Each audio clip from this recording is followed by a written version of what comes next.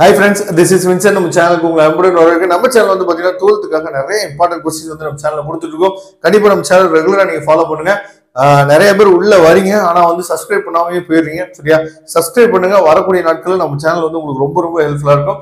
WhatsApp குரூப்லயும் கண்டிப்பா join பண்ணிடுங்க. WhatsApp குரூப்ல நம்ம போடக்கூடிய வீடியோஸோட PDF ஃபைல் லிங்க், அதுக்கப்புறம் ரொம்ப முக்கியமான ஏதாவது இன்ஃபர்மேஷன் வந்துச்சுன்னா உங்களுக்கு உடனே நம்ம ஷேர் பண்ணுவோம். கண்டிப்பா நம்ம சேனல் வந்து உங்களுக்கு ரொம்ப யூஸ்ஃபுல்லா இருக்கும். ஓகே, அதாவது 12th கெமிஸ்ட்ரியில நான் எப்படி வந்து ஈஸியா அதிக மார்க் வந்து நான் ஸ்கோர் பண்றது அப்படிங்கறத பத்தி தான் இந்த வீடியோல நம்ம பார்க்க போறோம். சரியா? இந்த வீடியோ வந்து நாட் ஒன்லி ஃபார் குவார்டர்லி எக்ஸாமினேஷனுக்காக நம்ம கொடுக்க கிடையாது. வரக்கூடிய ஆஃப் இயர்லி எக்ஸாமினேஷன், அதுக்கப்புறம் நீங்க எழுத போற ரிவிஷன் எக்ஸாமினேஷன். சரியா? அதுக்கப்புறம் ரொம்ப முக்கியமா நம்ம டார்கெட்டோட படிச்சுட்டு இருக்க பப்ளிக் எக்ஸாமினேஷன், இது வரைக்குமே இந்த வீடியோ வந்து கண்டிப்பா உங்களுக்கு ரொம்ப ரொம்ப ஹெல்ப்ஃபுல்லா இருக்கும். சரியா? ஃபர்ஸ்ட் ஆஃப் ஆல் கெமிஸ்ட்ரியை வந்து படிக்கிறதுக்கு முதல் என்ன வச்சு நீங்க பிளான் பண்ணணும். அதுக்கப்புறம் தான் நீங்க எக்ஸாமினேஷன் எப்படி எழுதலாம், எப்படி நம்ம ஈஸியா மார்க் வந்து ஸ்கோர் பண்ணலாம் அப்படிங்கறத நீங்க முதல்ல என்ன பண்ணணும் புரிஞ்சுக்கணும். நல்லா நீங்க கவனிச்சீங்க அப்படின்னா நம்ம 70 மார்க் தான் எழுத போறோம். இதுல 30 மார்க் ஆல்ரெடி நம்ம கையில இருக்கு. சரியா? எப்படி இருந்தாலும் பிராக்டிக்கல் 20 மார்க், அப்புறம் அங்கிட்டு வந்து பாத்தீங்கன்னா அந்த இன்டர்னலுக்கு 10 மார்க், 30 மார்க் நம்ம கிட்ட கொடுத்துட போறாங்க. சரியா? நீங்க 15 மார்க் 70க்கு நீங்க 15 மார்க் எடுத்தாலும் நீங்க 45 மார்க் ஈஸியா என்னன்னு வந்துடலாம். 45 மார்க் ஈஸியா கிராஸ் பண்ணிடலாம். அப்ப 70க்கு எவ்வளவு மார்க் நீங்க வந்து ஸ்கோர் பண்ண போறீங்க? ஏன்னா நீங்க இன்ஜினியரிங் படிக்கணும் நீங்க முடிவு பண்ணிட்டீங்க அப்படின்னா கெமிஸ்ட்ரி எல்லாம் ரொம்ப ரொம்ப முக்கியமான பேப்பர். அப்படிங்கிற பட்சத்துல ஃபர்ஸ்ட் ஆஃப் ஆல் நீங்க என்ன பண்ணணும் அப்படின்னா, நீங்க எந்த கெமிஸ்ட்ரியில நீங்க வீக்கா இருக்கீங்க. சரியா? அதாவது பிசிக்கல் கெமிஸ்ட்ரிக்கு, ஆர்கானிக் இருக்கு, இன்ஆர்கானிக் இருக்கு. சரியா? இந்த 3ல எது உங்களுக்கு ரொம்ப பிடிச்சிருக்கு, எது வந்து சுத்தமா எனக்கு வந்து வரவே வராது அப்படிங்கறத முதல் என்னாச்சு பாத்தீங்கன்னா நீங்க பாயிண்ட் அவுட் பண்ணணும். சரியா? அதை முதல் நோட் பண்ணணும்.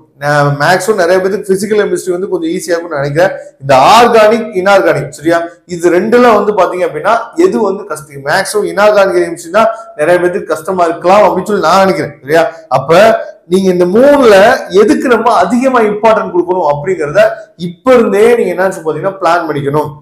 அப்ப இந்த குவார்டர்லி எக்ஸாமுக்கு ஓகே, நாளைக்கு நம்ம எக்ஸாம் எழுத போறோம், எக்ஸாம் நமக்கு வந்துருச்சு, அதனால நம்ம நான் சொல்லக்கூடிய விஷயத்த நீங்க ஆஃப் பண்ணி கூட நீங்க என்ன ஃபாலோ பண்ணலாம். அப்ப இந்த 3 கெமிஸ்ட்ரியில எதுல நம்ம வந்து வீக்கா இருக்கோமோ அதுக்கு அதிகமா நீங்க வந்து டைம் வந்து ஸ்பெண்ட் பண்ணணும். ஏன்னா நமக்கு வந்து ப்ளூ பிரிண்ட் கிடையாது. இப்ப பிசிக்கல் கெமிஸ்ட்ரியில இவ்வளவுதான் வரப்போகுது, ஆர்கானிக் கெமிஸ்ட்ரியில இவ்வளவுதான் வரப்போகுது, இன்ஆர்கானிக்ல இவ்வளவுதான் வரப்போகுது அப்படின்னா நமக்கு ப்ளூ பிரிண்ட் இருந்துச்சு அப்படின்னா நம்ம என்ன பண்ணலாம், விட்டுறலாம். எதையாவது ஒண்ணு படிக்காம கூட விட்டுறலாம். ஆனா நமக்கு ப்ளூ பிரிண்ட்ல எதுவுமே கிடையாது. அப்ப இந்த 3ல இருந்தும் நமக்கு என்ன பாத்தீங்கன்னா எங்க இருந்து வேணா கொஸ்டின்ஸ் வந்து கேட்கலாம். அது 2 மார்க் இருக்கட்டும், இல்ல 3 மார்க் இருக்கட்டும், இல்ல வந்து 5 மார்க் இருக்கட்டும். சரியா? அப்ப இந்த 3ல இருந்து கொஸ்டின்ஸ் வந்து கேட்கலாம். அப்ப நீங்க எதுல வந்து வீக்கா இருக்கீங்களோ அதுக்கு அதிகமா டைம் வந்து ஸ்பெண்ட் பண்ணுங்க. சரியா? இந்த எக்ஸாமுக்கும் நீங்க எதுல அதிகமா வீக்கா இருக்கீங்களோ அதுக்கு அதிகமா முக்கியத்துவம் கொடுத்து படிங்க. ஏன்னா ஈஸியா இருக்குது நம்ம மனசே என்ன பாத்தீங்கன்னா ஃபர்ஸ்ட் சைக்காலஜிக்கலா நம்ம மனசை என்ன சொல்லிடும், பிசிக்கல் கெமிஸ்ட்ரி தானே, இது வந்து ஆர்கானிக் தானே, இதை ஈஸியா முடிச்சிடலாம்னு சொல்லும் போது அது ஆட்டோமேட்டிக்கா ஈஸியான பார்த்தா மாறிடும் நமக்கே தெரியாம. அப்ப எதுக்கு நீங்க முக்கியத்துவம் கொடுக்கணும் அப்படிங்கறத பாருங்க. அதுக்கப்புறம் ரொம்ப முக்கியமான விஷயம் என்ன பாத்தீங்கன்னா, நமக்கு கெமிஸ்ட்ரியை பொறுத்த வரைக்கும் இப்போ 5 மார்க் கொஸ்டின் வந்து கேக்குறாங்க அப்படின்னா, சரியா, இப்போ 35th கொஸ்டின் இருக்கு, 5 மார்க் கேட்கும் போது நீங்க மேக்ஸ்ல எல்லாம் நமக்கு என்ன பண்ணலாம் பாத்தீங்கன்னா AB அப்படின்னு சொல்லி 2 ஆப்ஷன் தான் கொடுப்பாங்க. ஏக்கு ஃபுல்லா ஒரு 5 மார்க் கொடுத்துருவாங்க, பிக்கு ஃபுல்லா ஒரு 5 மார்க் கொடுத்துருவாங்க. ஆனா கெமிஸ்ட்ரிக்கு அப்படி கிடையாது. மேக்சிமம் என்ன பண்றாங்க அப்படின்னா சப்டிவிஷன் ஏ போட்டா அதுல ஒரு 35th கொஸ்டின்ல ஏ கொஸ்டினுக்கு என்ன பண்றாங்கன்னு பாத்தீங்கன்னா சப்டிவிஷன் 1, சப்டிவிஷன் 2 அப்படின்னு சொல்லி கொடுத்துறாங்க. அதுக்கப்புறம் ஆர்னு போட்டு இங்க ஒரு சப்டிவிஷன் 1, சப்டிவிஷன் 2 சொல்லி கொடுக்குறாங்க. அப்ப ஒரு 2 மார்க் ஒரு 3 மார்க் கொஸ்டின் சேர்த்து என்ன பண்ணுவோம்னா ஒரு 5 மார்க்க கேட்பாங்க. அதே மாதிரி இங்கேயும் ஒரு 2 மார்க் 3 மார்க்க சேர்த்து ஒரு 5 மார்க்க கேட்பாங்க. அதாவது கெமிஸ்ட்ரியில டைரக்டா ஒரு 5 மார்க் கேட்டாங்க அப்படின்னா அது அதிசயம் தான். சரியா? ஆனா நம்ம படிக்கும் போது என்ன பண்ணுவோம் அப்படின்னா 5 மார்க் கொஸ்டின் டைரக்டா நமக்கு கேட்க போறாங்க. இப்ப நுரை மிதப்பு முறை அப்படின்னு சொல்லி ஒரு கொஸ்டின் இருக்கு பாத்தீங்களா, இப்ப அந்த கொஸ்டின்லாம் டைரக்டா நமக்கு வந்து 5 மார்க்ல கேட்க போறாங்க அப்படின்னு சொல்லி நீங்க திங்க் பண்றீங்க அப்படின்னா நிறைய பேர் கெமிஸ்ட்ரியில நம்ம எங்க விட்டுறோம் அப்படின்னா டைரக்டா 5 மார்க்குக்கு அதிகமா முக்கியத்துவம் கொடுத்து படிக்கிற அளவுக்கு பசங்க வந்து என்ன பண்றது இல்லை அப்படின்னா 2 மார்க்குக்கோ 3 மார்க்குக்கோ அதிகமா இம்பார்ட்டன்ட் கொடுத்து படிக்கிறது இல்ல. சரியா? ஏன்னா 5 மார்க் நமக்கு கேட்கறாங்க அப்படின்னா அதுல வந்து பார்த்தோம் அப்படின்னா நமக்கு மேக்சிமம் ஒரு 5 மார்க் தான் டைரக்டா நமக்கு கேட்கறதுக்கு, அதாவது நான் சொல்றது வந்து பாத்தீங்கன்னா ஒரு 5 மார்க் கொஸ்டினா கேட்கறதுக்கு வாய்ப்பு இருக்கு. மீது எல்லாமே சப்டிவிஷன் 1, 2 அப்படின்னு சொல்லி தான் கொடுக்கறதுக்கு வாய்ப்புகள் வந்து அதிகமா இருக்கு. அப்ப நீங்க படிக்கும் போதே 2 மார்க்குக்கும் 3 மார்க்குக்கும் அதிகமா இம்பார்ட்டன்ட் கொடுத்து படிங்க. அதுக்கப்புறம் செலக்ஷன் ஆஃப் கொஸ்டின் கொஸ்டின் வந்து ரொம்ப முக்கியம். சரியா? எந்த கொஸ்டின் எழுதணும் அப்படின்னா நமக்கு முழுமையான மார்க் கிடைக்கும். ஏன்னா நிறைய பேர் என்ன பண்றாங்கன்னா இந்த பிசிக்கல் கெமிஸ்ட்ரில இருந்து நமக்கு நிறைய சம்ஸ் வந்து கேட்கற வாய்ப்பு இருக்கு.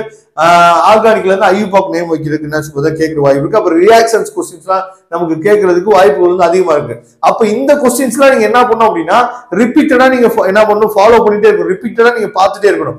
ஏன்னா நமக்கு வந்து இப்ப நீங்க இன்ஜினியரிங் படிக்க போறீங்க அப்படின்னா maths mark, physics mark, chemistry mark இது 3 தான் ரொம்ப முக்கியம். அப்போ கெமிஸ்ட்ரியிலே நம்ம மார்க் வந்து நல்லா ஸ்கோர் பண்ணி ஆகணும். அப்ப இந்த மாதிரி பிளான் பண்ணி நம்ம படிச்சோம் அப்படின்னா ஈஸியா நம்ம வந்து என்ன மார்க் வந்து ஸ்கோர் பண்ணிடலாம். முக்கியமா நமக்கு கெமிஸ்ட்ரியில செலக்ஷன் ஆஃப் கொஸ்டின் முக்கியம். கெமிஸ்ட்ரியை பொறுத்த வரைக்கும் சம்மு, சரியா? சம் வந்து நம்மளால என்ன பண்றதுன்னா மேக்ஸிமம் அட்டன் பண்றதே கிடையாது. ஆனா அந்த சம் வந்து நம்ம கரெக்டா போட்டோம் அப்படின்னா ஃபுல் மார்க் இருக்கும். அதுக்கப்புறம் வந்து பாத்தீங்கன்னா டிஃபரன்ஷியேட் பிட்வீன்ங்கிற கொஸ்டின், சரியா? டிஃபரன்ஷியேட் பிட்வீன்ங்கிற கொஸ்டின் வந்துச்சு அப்படின்னா தயவு செய்து விட்டுறாருங்க. ஓர்ஸ் அண்ட் மிரல்ஸ், சரியா? இதுக்குரிய டிஃபரன்ஷியேட் வந்து உங்களுக்கு நல்லாவே தெரியும். இதெல்லாம் நம்ம ஓப்பன் கொஸ்டினே நம்ம சொல்லிடலாம். கண்டிப்பா பப்ளிக் எக்ஸாம் கூட கேட்கறதுக்கு நினைச்சு பார்த்தா வாய்ப்புகள் வந்து அதிகமாக அந்த மாதிரி டிஃபரன்ஷியேட் பிட்வீன்ங்கிற கொஸ்டின் வந்தா விட்டுறாதீங்க. அதுக்கப்புறம் அதாவது அப்ளிகேஷன்ஸ், பயன்பாடுகள் சொல்லி வரும் பாத்தீங்களா, யூசஸ், சரியா? அதுக்கப்புறம் அப்ளிகேஷன்ஸ், சரியா? அதாவது பயன்பாடுகள் அப்படின்னு சொல்லி கொஸ்டின் இருக்கு பாத்தீங்களா, அந்த கொஸ்டின்லாம் விட்டுறாதீங்க. இதுக்கெல்லாம் மார்க்ஸ் வந்து ஃபுல் மார்க் கொடுத்துருவாங்க. அதுக்கப்புறம் டைப்ஸ், வகைகள் அப்படின்னு சொல்லி கொஸ்டின் இருக்கு பாத்தீங்களா, அதெல்லாம் விட்டுறாதீங்க. இதெல்லாம் வந்து செலக்ஷன் ஆஃப் கொஸ்டின் வந்து ரொம்ப முக்கியம். அப்ப நான் வந்து ஒரு 10 கொஸ்டின் இருக்கு, ஏன் இஷ்டத்துக்கு நான் செலக்ட் பண்ணி எடுக்கணும் அப்படின்னா அந்த 10 கொஸ்டினுமே எனக்கு தெரிஞ்ச கொஸ்டின் இருந்தா மட்டும் தான் நான் செலக்ட் பண்ணி எடுக்க முடியும். அப்ப எந்த அளவுக்கு ஹார்ட் ஒர்க் பண்ணி படிக்கணும். இந்த குவார்டர்லி எக்ஸாமினேஷன் வந்து பாத்தீங்கன்னா ஒரு முக்கியமான பார்ட் உங்க லைஃப்ல, சரியா? அந்த முக்கியமான பார்ட் என்ன அப்படின்னா அதாவது இந்த குவார்டர்லி எக்ஸாமினேஷனோட மார்க்கை வச்சுதான் நம்ம எந்த அளவுக்கு இன்னும் ஹார்ட் ஒர்க் பண்ணணும், இன்னும் நம்ம வந்து படிக்கணும் அப்படிங்கிற விஷயம் வந்து உங்களுக்கு தெரிய போகுது. அதனால இந்த மாதிரி பிளான் பண்ணி நீங்க கெமிஸ்ட்ரி என்ன படிங்க. படிச்சு நீங்க எப்படி கொஸ்டின் வந்து செலக்ட் பண்றீங்க அப்படிங்கறதே வச்சுதான் நமக்கு வந்து மார்க் வந்து கிடைக்க போகுது. நல்லபடியா பிளான் பண்ணுங்க. இதே மாதிரி நிறைய யூஸ்ஃபுல்லான வீடியோஸ் உங்களுக்காக காத்துட்டு இருக்கு. Okay friends, thank you. நம்ம நெக்ஸ்ட் வீடியோ பார்க்கலாம். அதுவரை விடைபெறுவது உங்கள் நண்பன் வின்சென்ட். தேங்க்யூ.